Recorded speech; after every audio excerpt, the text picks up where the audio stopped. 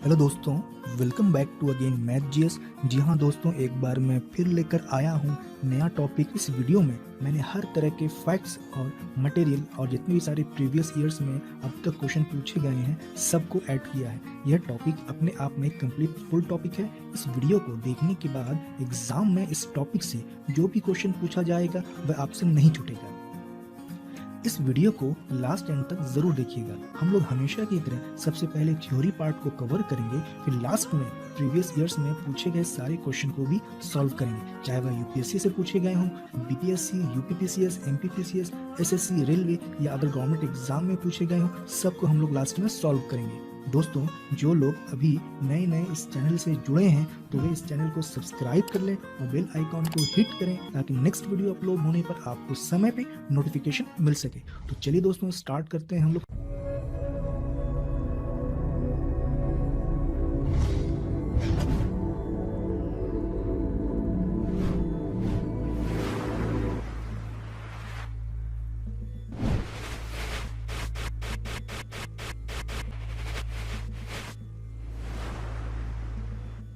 आज के इस टॉपिक को किस तरह से कवर करेंगे हम लोग, तो उसको कंटेंट्स में एक बार हम लोग समझ लेते हैं। तो सबसे पहले हम लोग बैकग्राउंड स्टोरी समझेंगे कम्युनिस्ट पार्टी के और व्यापार संघ के। उसके बाद फिर हम लोग भारतीय कम्युनिस्ट पार्टी की स्थापना से संबंधित जो भी फैक्ट्स होगा उसको जानेंगे। उसके बाद पार्टी के गठन के उद्देश्य क्या थे उसको हम लोग समझेंगे। उसके बाद फिर कम्युनिस्ट पार्टी के विरुद्ध 3 षड्यंत्र चले थे, तो इस तीनों षड्यंत्र को हम लोग समझेंगे। उसके बाद अखिल भारतीय ट्रेड यूनियन कांग्रेस की स्थापना से संबंधित जितने भी सारे फैक्ट्स होंगे उसको जानेंगे, उसको समझेंगे। उसके बाद अब तक जितने भी सारे एग्जाम में क्वेश्चन आए हैं, जितने भी सारे प्रीवियस ईयर्स में क्वेश्चंस पूछे गए हैं, सबको हम लोग सॉल्व करेंगे, चाहे वो यूपीएससी से पूछे गए हों, यूपीएससी के हों या यूपीपीसीएस, रेलवे, एसएससी हो, जितने भी सारे पीसीएस में क्वेश्चन पूछे गए हैं सबको हम लोग लास्ट में सॉल्व करेंगे। तो चलिए स्टार्ट करते हैं। साम्यवादी दल यानी कि कम्युनिस्ट पार्टी। साम्यवादी या साम्यवाद या कम्युनिज्म क्या है, इसको हम लोग एक नज़र थोड़ा समझ लेते हैं। तो साम्यवाद या कम्युनिज्म जो है वो सामाजिक एवं राजनीतिक दर्शन के अंतर्गत एक विचारधारा है। और ये किस प्रकार की विचारधारा है? इसमें बराबरी या समानता के आधार पर वर्गहीन समाज की स्थापना करने की एक विचार धारा है। वर्गहीन समाज की स्थापना करना, वर्गहीन समाज की स्थापना का मतलब कि इसमें कोई भी किसी भी तरह का क्लास नहीं होगा, ना एलिट क्लास होगा, ना लोअर क्लास होगा, ना कि अमीर टाइप का क्लास होगा, ना गरीब क्लास होगा। तो किसी भी प्रकार का वर्ग समाज में नहीं होगा। एक वर्गहीन समाज की स्थापना करना है, ये साम्यवादी दल या साम्यवाद का ये कॉन्सेप्ट है। संसाधन एवं उत्पादन के साधनों पर समूचे समाज का अधिकार या स्वामित्व होगा। जो भी संसाधन होगा उस देश का और उसका जो उत्पादन का जो संसाधन होगा वो सारा का सारा संसाधन उस देश के लोगों यानी उस देश के समाज के लोगों के हाथ में होगा, यानी ये पब्लिक ओरिएंटेड होगा। न्याय से कोई वंचित नहीं होगा और मानवता एकमात्र जाति होगी। तो ये कम्युनिज्म का कॉन्सेप्ट है, साम्यवाद का कॉन्सेप्ट है। 18वीं शताब्दी के अंतिम दशकों में जब इंग्लैंड में औद्योगिक क्रांति हुई तब समाज में 2 नए वर्गों का उदय हुआ। तो किस प्रकार के 2 नए वर्ग थे? एक पूंजीपति वर्ग थे और दूसरे मजदूर वर्ग थे। धीरे धीरे इन मजदूरों की दशा बहुत खराब होने लगी। जब मजदूर की दशा खराब होने लगी तब भारत में वामपंथी आंदोलन के रूप में 2 मुख्य धाराएं विकसित हुई। और ये जो मुख्य धाराएं थी, एक साम्यवाद था और एक समाजवादी था। साम्यवाद मतलब कम्युनिज्म और दूसरा समाजवाद का मतलब सोशलिज्म। साम्यवाद अंतरराष्ट्रीय आंदोलन के रूप में उभरा जिसको कॉमिंटन नियंत्रित करता था, जो कि रूस का एक अंतरराष्ट्रीय साम्यवादी संगठन था। वहीं दूसरी तरफ कांग्रेस सोशलिस्ट दल जो कि भारतीय था और लोकतांत्रिक समाजवाद को मानता था। तो इस प्रकार से भारत में 2 विचारधारा पनपी, एक साम्यवाद के रूप में, एक समाजवादी के रूप में। 2 समाजवादी का जो कॉन्सेप्ट है, सोशलाइजेशन का जो कॉन्सेप्ट, इससे रिलेटेड एक वीडियो मैंने अपलोड किया है जिसका नाम है कांग्रेस सोशलिस्ट पार्टी और बिहार सोशलिस्ट पार्टी, जो कि मॉडर्न हिस्ट्री के प्लेलिस्ट में मौजूद है। वहां से आप जाकर इसके पूरे कॉन्सेप्ट को समझ सकते हैं। 1848 ईस्वी में कार्ल मार्क्स और फ्रेडरिक एंजल ने अपनी पुस्तक कम्युनिस्ट मैनिफेस्टो लिखी। इसी पुस्तक में पहली बार साम्यवाद शब्द का प्रयोग किया गया। प्रथम विश्व युद्ध के शुरू होते ही बहुत से राष्ट्रवादी क्रांतिकारी विदेश चले गए और जर्मनी में कुछ क्रांतिकारियों ने 1914 ईस्वी में बर्लिन कमेटी की स्थापना की। बाद में इस कमेटी का नाम भारतीय स्वतंत्रता कमेटी रखा गया।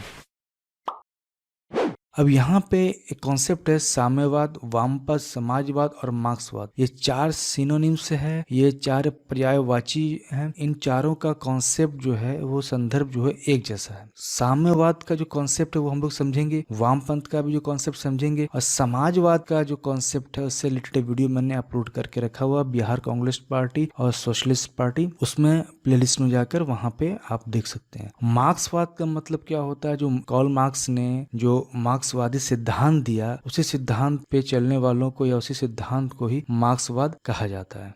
वामपंथ और दक्षिण शब्दों का प्रयोग पहली बार फ्रांस की क्रांति में किया गया। राजा के विरोधियों को वामपंथ तथा दक्षिणपंथी जो थे वो समर्थन में होते थे, यानी कि राजा के विरोधियों को वामपंथ तथा समर्थकों को दक्षिणपंथी कहा जाने लगा। तो वामपंथ और दक्षिणपंथ जो शब्द है ये पहली बार कहाँ यूज किया गया? फ्रांस की क्रांति में किया गया। तो वाम और दक्षिण शब्द का यूज करने के पीछे कारण भी है। वाम का मतलब जो है वो लेफ्ट होता है। वाम एक संस्कृत शब्द है जिसका मतलब होता है लेफ्ट यानी बायां यानी कि उल्टा। और राजा के विरोधियों को वामपंथी कहा जाता था और जो राजा के समर्थन में रहते थे उसे दक्षिणपंथी कहा जाता था। तो उसको हम लोग अभी आगे में और अच्छे से क्लैरिफिकेशन इसका करेंगे। कालांतर में समाजवाद तथा साम्यवाद के उत्थान के पश्चात वामपंथी शब्द का प्रयोग इनके लिए होने लगा। यानी जो समाजवादी और साम्यवादी लोग थे तो बाद में धीरे धीरे इन्हीं लोगों के लिए वामपंथी शब्द का प्रयोग किया जाने लगा, यानी लेफ्ट विंग्स के लोग कहे जाने लगे। यानी कि समाजवाद और साम्यवाद जो है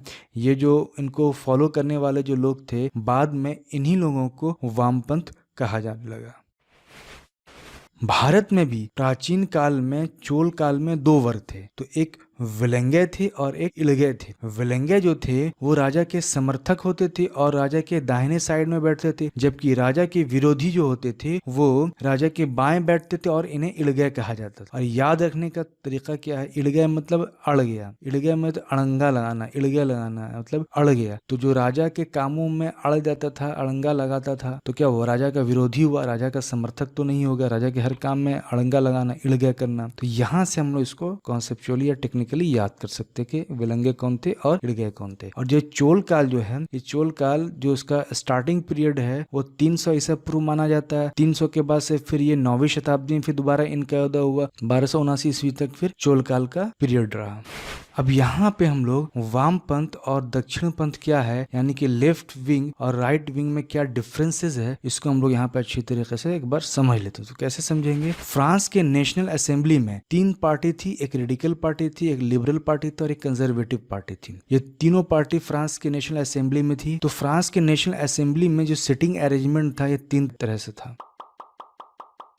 राजा के जो लेफ्ट साइड यानी बाएं साइड पे जो बैठते थे वो रेडिकल पार्टी होती थी और राजा के जो मिडिल में यानी कि राजा के ठीक बीच में या नेशनल असेंबली के बीच में जो पार्टी बैठती थी वह लिबरल पार्टी थी यानी उदारवादी पार्टी थी। और ठीक राजा के दाहिने साइड या नेशनल असेंबली के स्पीकर के राइट साइड में जो पार्टी बैठती थी वो कंजर्वेटिव पार्टी थी और ये राजा के समर्थक थी और ये कुलीन वर्गों की पार्टी थी। जो रेडिकल जो पार्टी जो थी जो लेफ्ट साइड बैठती थी वो राजा के विरोध में थी, विपक्ष में थी। राजा जो भी कानून बनाता अगर उसे लगता कि ये जनता के हित के लिए नहीं है तो वो इसका विरोध करती थी। और कंजर्वेटिव पार्टी का क्या कॉन्सेप्ट था, यानी जो राइट विंग्स जिसको कहा जाता है वो राजा के समर्थन, राजा के हाँ में हाँ मिलाती थी, राजा के नाम में नाम मिलाती थी। और लिबरल जो पार्टी थी ये इनका कॉन्सेप्ट जो 50-50 था, ये उनका उदारवादी कॉन्सेप्ट था। तो ये कुछ राजा के पक्षों का समर्थन भी करते थे तो कुछ समाज के या लोगों के वर्गों का भी समर्थन करते थे, इसलिए इसे लिबरल पार्टी कहा गया। तो लेफ्ट विंग्स या राइट विंग का कॉन्सेप्ट यही नेशनल असेंबली से आया। नेशनल असेंबली में जो लेफ्ट साइड जो बैठते थे वो राजा के विरोधी होते थे, इसलिए इन्हें लेफ्टिज्म कहा गया। ये रेडिकल पार्टी के नेता होते थे, रेडिकल पार्टी के लोग थे या मेंबर्स थे। और बीच या सेंटर में जो बैठते थे यानी जो राजा के समर्थन में भी रहते थे और समाज के समर्थन में भी रहते थे, तो ऐसे लोगों को लिबरल पार्टी कहा गया। और जो राजा के हाँ में हाँ मिलाने वाले यानी कि राजा के पूर्ण समर्थन देते थे जो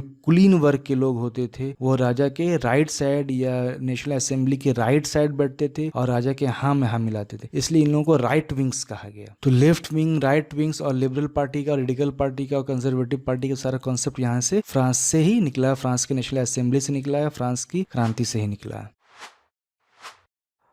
1917 की रूस की क्रांति में कम्युनिस्ट वर्कर और इनके नेता लेनिन ने राजा जार निकोलस द्वितीय को हटाया और राजा जार निकोलस द्वितीय को हटाकर फिर रशिया में यानी कि रूस में कम्युनिस्ट आइडिया को इम्प्लीमेंट किया। यानी कि कम्युनिस्ट वर्कर के जो नेता लेनिन थे और कम्युनिस्ट वर्कर दोनों ने मिलकर राजा जार निकोलस द्वितीय था, उनके जो राजशाही शासन था, इनको हटाया गया। इनको हटाने के बाद कम्युनिस्ट आइडिया को फिर रूस में इम्प्लीमेंट किया गया।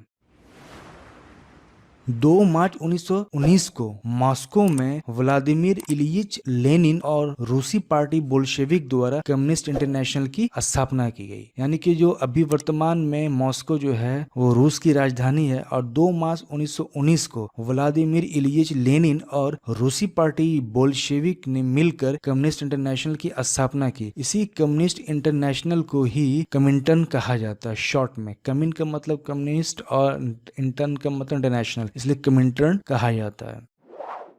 मानवेंद्रनाथ रॉय यानी कि एमएन रॉय लेनिन के निमंत्रण पर मॉस्को गए और कम्युनिस्ट इंटरनेशनल के सदस्य बने। मानवेंद्रनाथ रॉय का ओरिजिनल नाम जो था वो नरेंद्रनाथ भट्टाचार्य था। तो नरेंद्रनाथ भट्टाचार्य जब क्रांतिकारी गतिविधियों में शामिल हो गए तो अंग्रेज से बचने के लिए इन्होंने अपना नाम मानवेंद्रनाथ राय रखा और फिर ये कई विदेशों में भ्रमण किया। अमेरिका भी गए, उसके बाद वहां से होते हुए फिर जर्मनी और रशिया गए, मॉस्को गए, कई देशों में इन्होंने भ्रमण किया और फिर कम्युनिस्ट पार्टी की स्थापना की, जो कि अभी हम आगे देखेंगे। मानवेंद्रनाथ रॉय कम्युनिस्ट इंटरनेशनल के सदस्य बनने वाले पहले भारतीय थे। यानी मानवेंद्रनाथ रॉय जो यानी एमएन रॉय कम्युनिस्ट इंटरनेशनल के सदस्य बनने वाले ये पहले भारतीय थे। अब यहाँ पर हम लोग रूस की क्रांति का जो प्रभाव भारत में किस प्रकार से पड़ा या रूस की क्रांति का भारत पर प्रभाव जो पड़ा वो क्यों पड़ा, किस तरह से पड़ा, इसको हम लोग एक नजर यहाँ पे समझ लेते हैं। जो कि 1917 में रूस की क्रांति हुई थी तो भारत पे इसने किस प्रकार से प्रभाव डाला, इसको एक नजर यहाँ पे हम लोग इन शॉर्ट में समझ लेते हैं। तो रूस की क्रांति ने अनेक युवा राष्ट्रवादियों को अपनी ओर आकर्षित किया जो गांधीवादी राजनीतिक विचारों एवं कार्यक्रमों से असंतुष्ट थे और भारत की आर्थिक, राजनीतिक, सामाजिक रुग्णता को दूर करने की वकालत कर रहे थे। अंतर्राष्ट्रीय स्तर पर विभिन्न समाजवादी एवं साम्यवादी संगठनों के उदय ने भारत में कांग्रेस के एक खेमे को भी प्रभावित किया। राजनीतिक दृष्टि से कांग्रेस के अंदर वामपंथ का उदय हुआ और जवाहरलाल नेहरू, सुभाष चंद्र बोस दोनों कांग्रेसियों पर समाजवादी विचारों का काफी गहरा प्रभाव पड़ा और जब इन लोगों पर समाजवादी विचारधारा का प्रभाव पड़ा तब ये मार्गदर्शन पाने के लिए समाजवादी विचारधारा की ओर मुड़े। अब यहाँ पे कॉन्सेप्ट है कि भारत के जो राष्ट्रवादी युवा थे वो साम्यवादी, समाजवादी, वामपंथ, मार्क्सवाद की जो विचारधारा थी, जो कॉन्सेप्ट था, इन कॉन्सेप्ट से या इन विचारधाराओं से क्यों प्रभावित हुए, क्यों आकर्षित हुए। तो इसका आकर्षित होने का दो सबसे बड़ा मुख्य रीजन था। तो वो रीजन पहला था कि असहयोग आंदोलन और दूसरा रीजन था स्वराज पार्टी की स्थापना यानी स्वराजवादी नीतियां। तो असहयोग आंदोलन के कारण क्या था कि क्यों राष्ट्रवादी युवा जो थे वो असहयोग आंदोलन और स्वराजवादी के कारण क्यों कम्युनिज्म की तरफ आकर्षित हुए, इसका यहाँ पे रीजन को हम लोग समझ लेते हैं। जब असहयोग आंदोलन जो चल रहा था 1920 से 22 से असहयोग आंदोलन चल रहा था तो असहयोग आंदोलन के दौरान गांधी जी ने बहिष्कार कार्यक्रम चलाया। तो इस बहिष्कार कार्यक्रम के अंतर्गत शिक्षण संस्थाओं का बहिष्कार करना था, न्यायालयों का बहिष्कार करना था, सरकारी सेवाओं का परित्याग करना था, विधान परिषदों का बहिष्कार करना था जो कि चेम्सफोर्ड 1919 एक्ट के अंतर्गत था। तो जितने भी स्टूडेंट थे, विद्यार्थी थे, उन्होंने शिक्षण संस्थाओं का बहिष्कार किया। जितने भी वकील थे उन्होंने कोर्ट कचहरी का बहिष्कार किया। जो भी सरकारी सेवाओं में लगना चाह रहे थे या जो कर रहे थे उन लोगों ने सेवाओं का बहिष्कार किया। बहुत सारे जो युवा राष्ट्रवादी थे जो नेता बनना चाह रहे थे लेकिन बहिष्कार के वजह से विधान परिषदों का बहिष्कार किया। लेकिन जब 5 फरवरी 1922 को चौरी चौरा की घटना हो जाने की वजह से जब असहयोग आंदोलन वापस ले लिया गया तो इन लोगों को लगा कि इन लोगों के साथ धोखा हुआ, जिसके वजह से ये लोग काफी क्रोधित हुए। नहले पे दहला क्या हो गया, जब असहयोग आंदोलन वापस ले लिया गया तब कुछ कांग्रेसियों ने स्वराज पार्टी की स्थापना की और स्वराज पार्टी के जरिया फिर ये लोग विधान मंडलों में प्रवेश करने लगे, यानी विधान मंडलों का बहिष्कार समाप्त कर उसमें भाग लेने लगे। तो जिसकी वजह से जो भी राष्ट्रवादी थे उन्हें और भी गुस्सा चढ़ा और और क्रोधित हुए कि हम लोगों को सहयोग आंदोलन के दौरान विधान परिषदों का बहिष्कार करने के लिए कहा गया। अब वो सहयोग आंदोलन वापस ले लिया गया। जो खुद कांग्रेसी थे वो स्वराज पार्टी को गठित करके अब 1919 एक्ट के तहत यानी मॉन्टेग्यू चेम्सफोर्ड 1919 एक्ट के अंतर्गत अब ये लोग विधान मंडलों का इलेक्शन लड़ेंगे, चुनाव लड़ेंगे। हम लोग जो थे हम लोग मूर्ख हुए, हम लोगों के साथ विश्वासघात हुआ। इस वजह से जितने भी सारे युवा राष्ट्रवादी थे उन्होंने फिर दूसरा अल्टरनेटिव रास्ता ढूंढने लगे। तो उन्होंने सोचा कि हम लोग को दूसरा रास्ता ढूंढना होगा देश की आजादी से संबंधित। ये युवा राष्ट्रवादी स्वराजवादी एवं परिवर्तन विरोधी दोनों के आलोचक थे। पूर्ण स्वराज यानी कि पूर्ण स्वतंत्रता के नारे के साथ साम्राज्यवाद का घोर विरोध करने लगे, पूंजीवादी और जमींदारी प्रथा की आलोचना की और समाजवादी विचारधारा अपनाने की शिक्षा पर बल देने लगे। अब यहाँ पे हम लोग भारतीय कम्युनिस्ट पार्टी की स्थापना को समझ लेते हैं। तो भारतीय कम्युनिस्ट पार्टी की स्थापना से संबंधित 3 मोस्ट इंपॉर्टेंट डेट है। एक 1920 का ताशकंद में, एक 1924 का भारत में और एक 1925 का ये भी भारत में। तो 1920 में जो ताशकंद में हुआ, ताशकंद में 1920 में कम्युनिस्ट पार्टी की स्थापना हुई, फिर 1924 में भारत में स्थापना, फिर 1925 में फिर दोबारा भारत में कम्युनिस्ट पार्टी की स्थापना हुई। तो ये क्यों हुई ये हम लोग भी आगे देख लेते हैं। 1920 में ताशकंद में कम्युनिस्ट पार्टी की स्थापना हुई। ताशकंद जो अभी वर्तमान में जो राजधानी है वो उज़्बेकिस्तान की राजधानी है। पहले 1920 के समय में उस समय सोवियत संघ था, यानी कि रूस उस समय सोवियत संघ था। लेकिन 1992 में जब सोवियत संघ टूटा तो लगभग 40 नए देश अस्तित्व में आए। उस 40 नए देशों में से उज़्बेकिस्तान भी एक देश था वर्तमान में अभी जिसकी राजधानी ताशकंद है। 1920 में एम.एन. रॉय, अवनी मुखर्जी, मोहम्मद अली, शफीक सिद्दीकी और ताशकंद में रहने वाले कुछ प्रवासी भारतीयों ने कॉमिंटर्न के दूसरे अधिवेशन के पश्चात भारत में कम्युनिस्ट पार्टी की स्थापना की। तो कब की? 1920 में की। एम.एन. रॉय प्रथम भारतीय थे जिन्हें कॉमिंटर्न के नेतृत्व हेतु चुना गया। कॉमिंटर्न जो पार्टी थी, जैसे कि मैंने अभी पहले बताया, कॉमिंटर्न जो है वो कम्युनिस्ट इंटरनेशनल का ही शॉर्ट फॉर्म है और कॉमिंटर्न जो है रूस की अंतर्राष्ट्रीय कम्युनिस्ट पार्टी थी।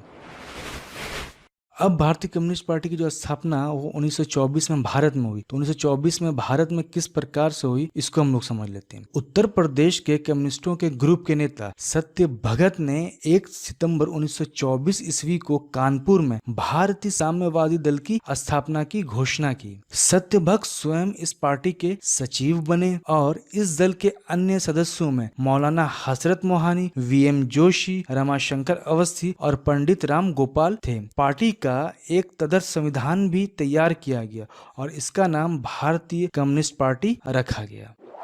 पार्टी के निम्नलिखित उद्देश्य भी घोषित किए गए। तो वो उद्देश्य क्या थे?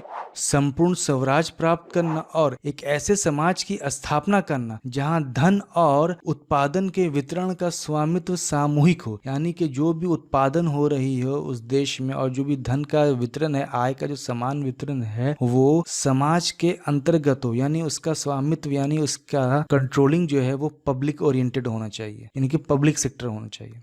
सत्य भक्त ने यह भी कहा कि उनकी पार्टी पूर्ण रूप से राष्ट्रवादी है और इसका कम्युनिस्ट इंटरनेशनल से कोई भी संबंध नहीं है। इसी कारण उन्होंने इस पार्टी को भारत की कम्युनिस्ट पार्टी न रखकर भारतीय कम्युनिस्ट पार्टी रखा। भारतीय कम्युनिस्ट पार्टी की तरफ से सत्य भक्त ने पहली भारतीय साम्यवादी कॉन्फ्रेंस बुलाई। कानपुर में 25 से 27 दिसंबर तक पहली साम्यवादी कॉन्फ्रेंस हुई। कॉन्फ्रेंस में मुजफ्फर अहमद, नलिनी गुप्ता ने सत्य भक्त के इन विचारों का विरोध किया कि भारतीय कम्युनिस्ट पार्टी राष्ट्रवादी थी और इसका कम्युनिस्ट इंटरनेशनल से कोई संबंध नहीं था। यानी कि जब सत्य भक्त ने यह कहा कि उनकी पार्टी पूर्ण रूप से राष्ट्रवादी है और इसका कम्युनिस्ट इंटरनेशनल यानी रूस की जो कम्युनिस्ट पार्टी थी, यानी रूस की जो कम्युनिस्ट इंटरनेशनल थी, इससे इसका कोई संबंध नहीं है। इसी वजह से उन्होंने भारत की कम्युनिस्ट पार्टी का नाम ना रखकर भारतीय कम्युनिस्ट पार्टी रखा। भारतीय कम्युनिस्ट पार्टी की तरफ से सत्य भक्त ने पहली बार भारतीय साम्यवादी कॉन्फ्रेंस बुलाई थी और कहाँ बुलाई थी? वो कानपुर में बुलाई थी। जब कानपुर में जब पहली बार साम्यवादी कॉन्फ्रेंस बुलाई गई तो इस कॉन्फ्रेंस में मुजफ्फर अहमद और नलिनी गुप्ता ने सत्य भक्त के इन विचारों का विरोध किया। क्या विरोध किया? कि भारतीय कम्युनिस्ट पार्टी राष्ट्रवादी थी लेकिन इसका कम्युनिस्ट इंटरनेशनल से कोई संबंध ना था, ये हम लोग नहीं मानेंगे, ऐसा कुछ नहीं है। उन्होंने यह कहा कि कम्युनिस्ट के नियमों के अनुसार पार्टी का नाम भारतीय कम्युनिस्ट पार्टी होना चाहिए था। सत्य भक्त इस कॉन्फ्रेंस में अल्पमत में रह गए और सम्मेलन से फिर उठकर चले गए। बाद में सत्य भक्त ने पार्टी एवं राजनीति दोनों को छोड़ दिया, त्याग दिया। अब 1925 का डेट है, तो 1925 के डेट में क्या हुआ, 27 दिसंबर 1925 में कानपुर में अखिल भारतीय स्तर पर कम्युनिस्ट पार्टी ऑफ इंडिया की स्थापना की गई। सिंगार वेलु चेटियार ने कानपुर कॉन्फ्रेंस की अध्यक्षता की और इस कॉन्फ्रेंस में विभिन्न कम्युनिस्टों के समूह को संगठित किया गया और इसी दिन एक केंद्रीय समिति का भी गठन किया गया और पार्टी का मुख्य कार्यालय कानपुर से कहाँ ले जाया गया, मुंबई ले जाया गया। भारत में साम्यवादी आंदोलन को बढ़ाने के लिए भारतीय साम्यवादी मॉस्को यूनिवर्सिटी में प्रशिक्षण प्राप्त करने के लिए गए। इंग्लैंड में साम्यवादी दल ने इस भारतीय दल के निर्देशन का भार अपने ऊपर ले लिया और उनका एक प्रतिनिधि सर फिलिप स्प्रैट 1926 में भारत आए। फिलिप स्प्रैट जो थे वो इंग्लैंड के कम्युनिस्ट पार्टी से संबंध रखते थे और जब सर फिलिप स्प्रैट 1926 में भारत में आए तो उन्होंने यहाँ कई संघों का भी गठन किया। उसमें से बंगाल, मुंबई, पंजाब और यूपी में 4 कामगार तथा कृषकों के दलों का गठन किया। जब कानपुर में कॉन्फ्रेंस हुआ तो इस कॉन्फ्रेंस में पार्टी का नया संविधान भी स्वीकार किया गया और इस संविधान में 3 प्रमुख उद्देश्य रखे गए। तो 3 प्रमुख उद्देश्य क्या थे वो हम लोग एक नजर देख लेते हैं। तो पहला उद्देश्य जो था भारत को पूर्ण रूप से स्वतंत्र करना था, दूसरा उद्देश्य ब्रिटिश शासन को समाप्त करना था और भारत में सोवियत रूस जैसी सरकार की स्थापना करना। तो ये 3 मोटिव था, ये 3 मुख्य उद्देश्य थे और कानपुर कॉन्फ्रेंस में संविधान स्वीकार किया गया और इसी संविधान में 3 तरह के मुख्य उद्देश्य थे। इस प्रकार से हम देखते हैं कि भारत में पूर्ण स्वाधीनता की मांग भारत की कम्युनिस्ट पार्टी ने ही की थी। अब कम्युनिस्ट पार्टी की विरुद्ध षड्यंत्रों को हम लोग देख लेते हैं। कम्युनिस्ट पार्टी की विरुद्ध जो षड्यंत्र अंग्रेजों ने, सरकार ने चलाया, क्योंकि अब जो सरकार अंग्रेजी सरकार थी वो डर गए थे कम्युनिस्ट पार्टी के फैलने से या प्रसार होने से, इसलिए अंग्रेजों ने या सरकार ने कम्युनिस्ट पार्टी के विरुद्ध षड्यंत्र स्टार्ट किया। तो कम्युनिस्ट आंदोलन की शक्ति और बढ़ते प्रभाव को रोकने के लिए उस पर 3 षड्यंत्रों से संबंधित होने का आरोप लगाकर मुकदमा चलाया गया। तो पहला जो षड्यंत्र था पेशावर षड्यंत्र कांड था जो 1922 से 23 चला। दूसरा षड्यंत्र था जो कानपुर षड्यंत्र कांड था जो 1924 चला और तीसरा जो षड्यंत्र था वो मेरठ षड्यंत्र कांड था जो कि 1929 से 33 चला। लगभग 3.5 साल तक ये षड्यंत्र चला। अब हम लोग यहाँ पे पहला पेशावर कांड से संबंधित जितने भी सारे फैक्ट्स हैं उसको हम लोग समझ लेते हैं। भारत की कम्युनिस्ट पार्टी पहले मॉस्को फिर बर्लिन से एम.एन. रॉय और कम्युनिस्ट इंटरनेशनल के नेतृत्व में काम करने लगी। इसने मॉस्को के कम्युनिस्ट यूनिवर्सिटी में प्रशिक्षित 10 भारतीयों को भारत में कम्युनिस्ट आंदोलन संगठित करने के लिए विभिन्न रास्तों से भारत भेजा। जब 10 कम्युनिस्टों को भारत भेजा, विभिन्न रास्तों से अलग अलग रास्तों से भारत भेजा, तब ब्रिटिश सरकार को अपने गुप्तचर विभाग से इस बात की सूचना मिल चुकी थी। अतः भारतीयों को गिरफ्तार कर लिया गया और उन पर मुकदमा चलाने के लिए पेशावर लाया गया।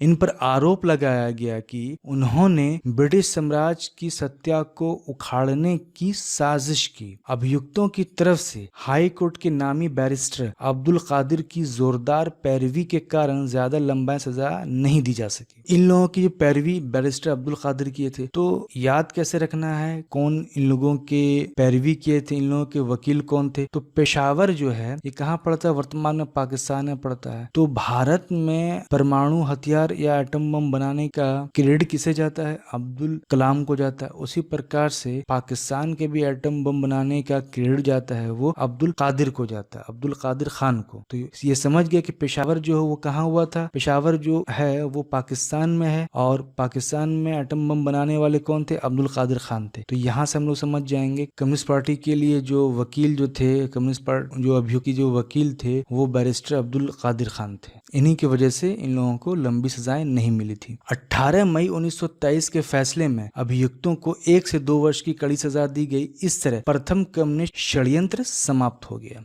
कम्युनिस्ट इंटरनेशनल ने भारत की समस्याओं को हल करने के लिए एक कमीशन व उप समिति की नियुक्ति की जिसका नाम माली ब्यूरो था। समिति ने इस बात पर जोर दिया कि भारत में कम्युनिस्ट पार्टी की स्थापना की जाए। इस तरह 1925 में भारतीय कम्युनिस्ट पार्टी का जन्म हुआ। तो भारत में जो अभी 1925 में जो कम्युनिस्ट पार्टी की जो स्थापना हुई, तो स्थापना होने का वजह कारण यही था कि भारत में जो कम्युनिस्ट पार्टी के विरुद्ध जो षड्यंत्र किया जाने लगा, तो इसका सॉल्यूशन निकालने के लिए इससे संबंधित जितने भी सारे सॉल्यूशन हो सकते थे, सपोर्ट करने के लिए इसके लिए एक कम्युनिस्ट पार्टी चाहिए जो कि भारत में हो। इसी वजह से 1925 में भारतीय कम्युनिस्ट पार्टी का जन्म हुआ। दूसरा हम लोग षड्यंत्र देख लेते हैं, कानपुर षड्यंत्र, जो कि 1924 में चला। तो वर्ष 1924 में यानी कि 21 फरवरी वर्ष 1924 में ब्रिटिश सरकार ने कम्युनिस्ट आंदोलन की शक्ति एवं प्रभाव को रोकने के लिए कानपुर में एक षड्यंत्र को आधार बनाकर कुछ कम्युनिस्टों पर मुकदमा चलाया गया। यह मुकदमा कानपुर षड्यंत्र के नाम से प्रसिद्ध हुआ। इस मुकदमे में मुजफ्फर अहमद, एम.एन. रॉय, गुलाम शौकत उस्मानी, श्रीपाद अमृत डांगे, नलिनी गुप्ता, रामचरण लाल शर्मा और सिंगारवेलु चेटियार पर कानपुर में मुकदमा चलाया गया।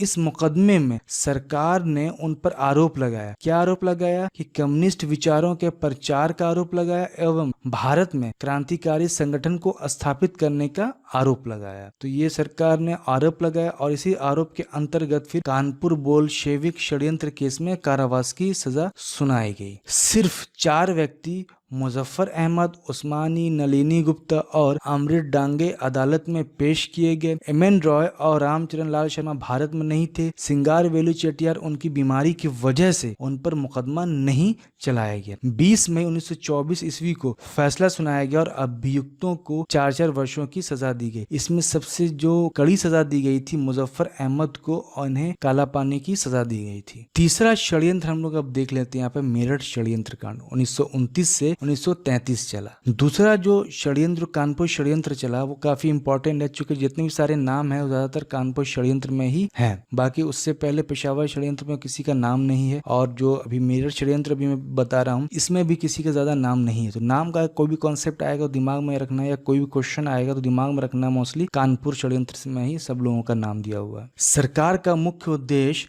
यूनियन आंदोलन को समाप्त करना था और साम्यवादियों को राष्ट्रीय आंदोलन से अलग थलग करना था। इसलिए 20 मार्च 1929 में सरकार ने 31 लोगों को गिरफ्तार कर मुकदमा चलाया। इस मुकदमे में क्रांतिकारी राष्ट्रवादी ट्रेड यूनियन के कार्यकर्ता तथा 3 ब्रिटिश साम्यवादी फिलिप स्प्रेडबेन, ब्रेडले और लेस्टर हचिंसन सम्मिलित थे। यह मुकदमा लगभग 3.5 वर्ष चला और इनमें लगभग आधे राष्ट्रवादी अथवा व्यापार संघ के लोग थे। मुकदमे के दौरान कम्युनिस्टों ने इस बात की घोषणा की कि वे क्रांतिकारी हैं और ब्रिटिश साम्राज्य को समाप्त करना चाहते हैं। मुकदमे के दौरान मुजफ्फर अहमद ने जोरदार शब्दों में कहा कि मैं एक क्रांतिकारी कम्युनिस्ट हूं और हमारी पार्टी कम्युनिस्ट इंटरनेशनल सिद्धांत और नीति को मानती है और जहां तक हालात अनुमति दे उनका भरसक प्रचार भी करती है। तो ये मेरठ षड्यंत्र में कहा गया था, केस चल रहा था उसके दौरान कांग्रेस कार्यकारिणी ने उनके मुकदमे के लिए एक केंद्रीय सुरक्षा कमेटी का गठन किया। इस मुकदमे को जवाहरलाल नेहरू, कैलाशनाथ काटजू, MC छागला और डॉक्टर M.A. अंसारी जैसे लोगों ने लड़ा। यानी इस मुकदमे की जो पैरवी की तो इन 4 लोगों ने किया था। जवाहरलाल नेहरू, कैलाशनाथ काटजू, MC छागला और डॉक्टर M.A. अंसारी थे। ये काफी मोस्ट इंपॉर्टेंट है question exam point of view से। गांधी जी इनसे मिलने जेल गए और साम्यवादी नेताओं के प्रति अपनी सहानुभूति प्रकट की। कांग्रेसी सदस्यों ने साम्यवादियों के विरुद्ध सरकार द्वारा प्रस्तुत सार्वजनिक सुरक्षा विधेयक यानी पब्लिक सेफ्टी बिल को केंद्रीय विधानसभा में पारित नहीं होने दिया। तो ये जो सेफ्टी बिल था यानी पब्लिक सेफ्टी बिल जो था तो इसे स्वराजवादियों ने रोका था। केंद्रीय विधानसभा में पब्लिक सेफ्टी बिल को स्वराजवादियों ने रोका था। अंग्रेजी सरकार ने जुलाई 1934 में भारतीय साम्यवादी दल को अवैध घोषित कर दिया। इसी वामपंथी से संबंधित बहुत सारे और भी दल बने, तो उस दल को देख लेते हैं। जो छोटे छोटे दल थे तो उसको एक बार हम लोग यहाँ पर देख लेते हैं। 1928 में सभी कृषकों और मजदूर संगठनों को मिलाकर एक नया संगठन बनाया गया। इसका नाम अखिल भारतीय कामगार और कृषक दल यानी कि all India works and peasant party रखा गया। बहुत से वामपंथी दल व्यक्ति विशेष के चारों ओर केंद्रित थे और जब यही व्यक्ति मर गए तो यह आंदोलन भी स्वयं समाप्त हो गया। बहुत सारे जो लोग थे, जो वामपंथी लोग जो थे, उन्होंने भी अपनी तरफ से संगठन बनाया और आंदोलन चलाया, लेकिन जब तक ये व्यक्ति जिंदा थे तब तक ये संगठन जिंदा रहा और जैसे ये व्यक्ति खत्म हो गए ये लोग, उसके बाद से फिर ये संगठन भी स्वयं अपने आप समाप्त हो गया। तो ये जो दल थे उनमें से फॉरवर्ड ब्लॉक थे, भारतीय बोल्शेविक पार्टी थी, क्रांतिकारी समाजवादी पार्टी थी और रेडिकल डेमोक्रेटिक पार्टी थी। फॉरवर्ड ब्लॉक की जो स्थापना 1939 में हुई थी और उसके स्थापक जो थे वो सुभाष चंद्र बोस थे।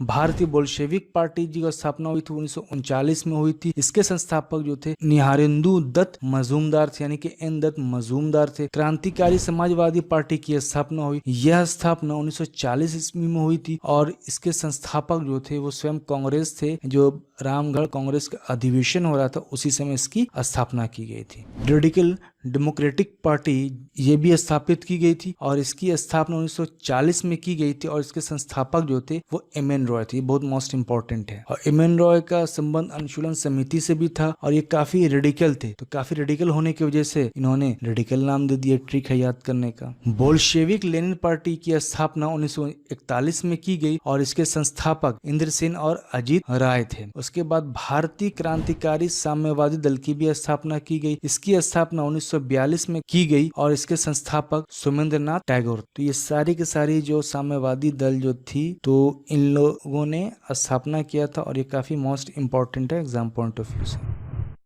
तो चलिए दोस्तों हम लोग स्टार्ट करते हैं साम्यवादी दल के सारे क्वेश्चन को सॉल्व करना। तो अब तक जितने भी सारे एग्जाम में क्वेश्चन पूछे गए हैं इस टॉपिक से, कम्युनिस्ट पार्टी के टॉपिक से, चाहे वो यूपीएससी, बीपीएससी, यूपीपीसीएस, एमपीपीसीएस, सीजीपीसीएस या जेपीएससी, रेलवे, एसएससी, सबको हम लोग सॉल्व करने जा रहे हैं। तो चलिए स्टार्ट करते हैं हम लोग क्वेश्चन को सॉल्व करना। निम्नलिखित में से किस केस की समस्त संसार में चर्चा हुई और अभियुक्तों के समर्थन में Albert Einstein, H G. Wells, Harold Laski तथा रूजवेल्ट ने सहानुभूतिपूर्ण टिप्पणियां की? तो किस केस के लिए हुआ था ये? मेरठ षड्यंत्र मुकदमा के लिए। अक्टूबर 1920 में भारतीय कम्युनिस्ट पार्टी की स्थापना के लिए ताशकंद में एकत्र हुए भारतीयों के समूह के मुखिया निम्नलिखित में से कौन थे? तो कौन थे? एम एन राय थे। कम्युनिस्ट इंटरनेशनल का सदस्य बनने वाला पहला भारतीय कौन थे? तो एम एन राय थे।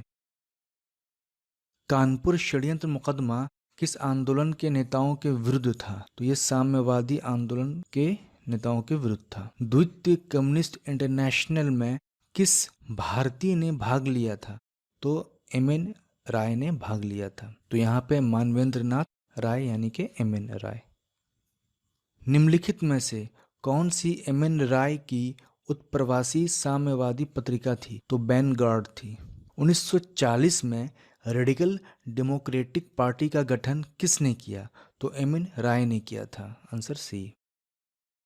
भारत के स्वतंत्रता संघर्ष के दौरान निम्नलिखित में से कौन मेरठ षड्यंत्र केस के कैदियों का बचाव करने के लिए आगे आया था? तो कौन आया था? जवाहरलाल नेहरू बिल्कुल आए थे। मुजफ्फर अहमद उसमें नहीं है, पीसी जोशी भी नहीं है, एमसी छागला है। इस क्वेश्चन के हिसाब से जो आंसर होगा वो 1 और 4 यानी कि सी। 1928 में बारदोली सत्याग्रह के नेतृत्व में किया गया था। तो किसके नेतृत्व में किया गया था ये आपको कमेंट बॉक्स में आंसर देकर बताना। मुजफ्फर अहमद, एस ए डांगे, शौकत उस्मानी तथा नलिनी गुप्ता किस षड्यंत्र के लिए कैद किए गए थे? तो किस षड्यंत्र के लिए कैद किए गए थे? कानपुर बोल्शेविक षड्यंत्र कांड। साम्यवादी दल का प्रथम निर्वाचित मुख्यमंत्री कौन था? तो इसका answer C, EMS Namboodiripad. Peshawar षड्यंत्र में कम्युनिस्ट अभियुक्तों की तरफ से हाई कोर्ट में किस नामी वकील की जोरदार पैरवी के कारण ज्यादा लंबी सजाएं नहीं दी जा सकी? तो अब्दुल कादिर के कारण। 1920 में भारतीय कम्युनिस्ट पार्टी की स्थापना कहाँ हुई थी? तो ताशकंद में हुई थी। निम्नलिखित लोक विदित मुकदमों में से कौन सा मुकदमा 32 आमूल परिवर्तनवादी राजनीतिकों तथा मजदूर संघ के सक्रियतावादियों की उस गिरफ्तारी से संबंध है जिनमें 3 ब्रिटिश साम्यवादी भी शामिल हैं? तो ये किससे संबंध है? ये मेरठ षड्यंत्र मुकदमा से संबंध है। सूची 1 को सूची 2 से सुमेलित कीजिए और सूचियों के नीचे दिए गए कुट का प्रयोग कर सही उत्तर चुनिए। तो भारतीय कम्युनिस्ट पार्टी का संबंध किससे है? सत्य भक्त से। 1924 में स्थापित किए थे। क्रांतिकारी कम्युनिस्ट पार्टी यानी कि क्रांतिकारी साम्यवादी पार्टी का संबंध किससे है? सोमेंद्रनाथ टैगोर से है। भारतीय बोल्शेविक पार्टी का संबंध एन दत्त मजूमदार से है। तो इसका आंसर क्या हो गया? A का 2, तो A का 2, A का 2, B का 1, तो B का 1, ये तो इसका आंसर क्या हो गया? B।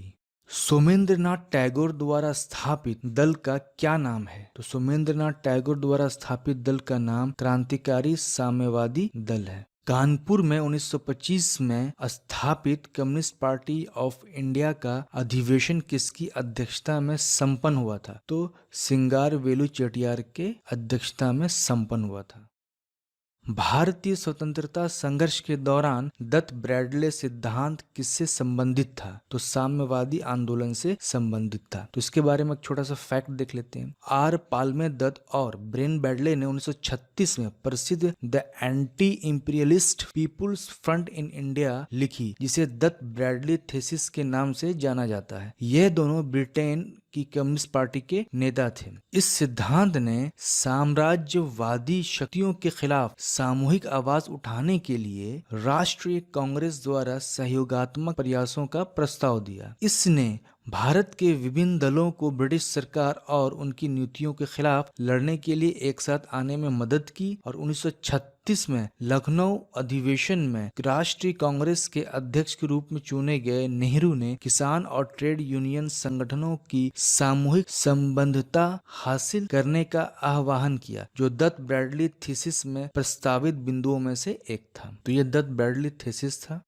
उस आईसीएस अफसर का नाम इंगित कीजिए जो कम्युनिस्ट आंदोलन के लिए गुप्त रूप से काम करता था तथा जिसने भारत में अंग्रेजी साम्राज्य पर भीतर घात किया था। तो वो कौन थे? एचवी कामथ थे। भारत के स्वतंत्रता संघर्ष के दौरान निम्नलिखित में से कौन मेरठ षड्यंत्र केस के कैदियों का बचाव करने के लिए आगे आया था? तो कौन था? जवाहरलाल नेहरू थे, हाँ। एमसी छागला भी थे, डॉक्टर एम एन सारी भी थे और कैलाशनाथ काटजू थे। इसका आंसर क्या हो जाएगा? ई। उपरोक्त में से एक से अधिक।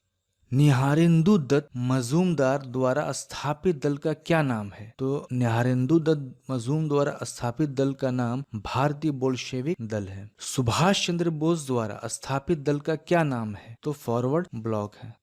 इंद्रसेन व अजीत राय द्वारा स्थापित दल का क्या नाम है? तो क्या नाम था? बोल्शेविक लेनिस्ट दल। रामगढ़ कांग्रेस अधिवेशन द्वारा स्थापित दल का क्या नाम है? तो क्रांतिकारी समाजवादी पार्टी। तो यहाँ पर दो चीज याद रखना है, एक क्रांतिकारी समाजवादी पार्टी और एक क्रांतिकारी साम्यवादी पार्टी। तो क्रांतिकारी साम्यवादी पार्टी जो है वो सौमेंद्रनाथ टैगोर ने स्थापित किया है, और जहाँ पर समाजवादी आ जाएगा तो ये जब रामगढ़ में कांग्रेस का अधिवेशन हो रहा था तो उसी में क्रांतिकारी समाजवादी पार्टी की स्थापना की गई थी। दोस्तों, आप लोगों को अगर वीडियो पसंद आ रहा है तो प्लीज वीडियो को लाइक एंड शेयर कर दिया करें, ताकि वीडियो बनाने के लिए मोटिवेशन मिलता रहे। जो लोग इस चैनल पे नए आए हैं तो इस चैनल को सब्सक्राइब कर लें और बेल आइकन को भी प्रेस कर लें, ताकि नेक्स्ट वीडियो अपलोड होने पर आपको समय पे नोटिफिकेशन मिल सके। फ्रेंड, वीडियो कैसा लगा है कमेंट बॉक्स में कमेंट्स करके जरूर